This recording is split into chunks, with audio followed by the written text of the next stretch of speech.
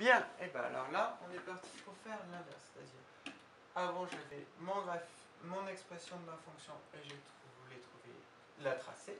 Là, cette fois, je l'ai et je voudrais arriver à la trouver ma fonction. Je sais que c'est cette droite-là, par exemple f c'est cette droite-là, donc je veux arriver à la trouver. Pour ça, eh ben, on est parti. Première remarque, je suis sûr que f est une fonction linéaire puisque j'ai une droite qui passe par l'origine. Si j'ai une fonction linéaire, je sais que pour trouver son expression, en fait, ça revient à trouver son coefficient directeur. Pour ça, puisque je cherche le coefficient directeur, on sait que l'image c'est égal au coefficient fois l'antécédent. Donc, il faut trouver, puisque je cherche le coefficient, il faut trouver une image et un antécédent. Pour ça, on prend un point généralement. Si je prends le point là, il n'est pas très intéressant parce que je ne vois pas exactement combien je suis. Ici, on va prendre plutôt le point ici parce que l'avantage du point ici, c'est que je peux facilement lire son antécédent, son abscisse, c'est-à-dire son antécédent qui est à 7, et son ordonnée qui est à 2. Ça veut donc dire qu'en antécédent, j'ai 7, et en ordonnée, j'ai 2. Ça veut donc dire que 7 est un antécédent et que 2 est une image. Donc 2 égale le coefficient fois 7.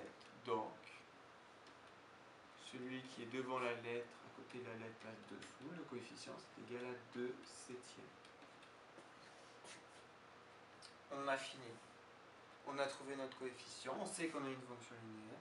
Donc f, son expression, c'est la fonction qui à x va correspondre 2 septièmes de x. D'accord ? On peut, si on fait le lien avec ce qu'on a vu avant, savoir que ma droite doit monter ou elle descendre en fonction du cycle. Ici, j'ai une droite qui monte. Il faut donc théoriquement que j'ai un coefficient directeur qui soit positif, ce qui est le bien cas ici, puisque 2 septièmes est positif. On sait d'avance, puisqu'on va passer tout de suite à G, que G, il faudra que je trouve quelque chose de négatif, parce que sinon c'est que je me suis planté, parce que ma droite a tendance à descendre. Donc on est parti, même principe. Je peux remarquer que G va être une fonction linéaire parce que j'ai une droite qui passe par l'origine, donc ça veut dire que, pareil, je dois trouver le coefficient. Pour trouver le coefficient, on est reparti, s'il veut bien. Je sais que l'image, c'est égal au coefficient fois l'antécédent. Il faut donc que je trouve un couple image-antécédent. C'est-à-dire, par rapport au rameau graphique, un couple abscisse ordonnée. Puisque je rappelle que sur l'axe des abscisses, je lis les antécédents, et sur l'axe des ordonnées, je lis les images. On peut prendre n'importe quel point, alors on prend un croisement, on s'aperçoit que là, par exemple, ici, ça se croise bien, qu'on obtient le couple 3 moins 1, 3 en abscisse moins 1 en ordonnée, ça veut donc dire que 3 est un antécédent et que moins 1 est une image.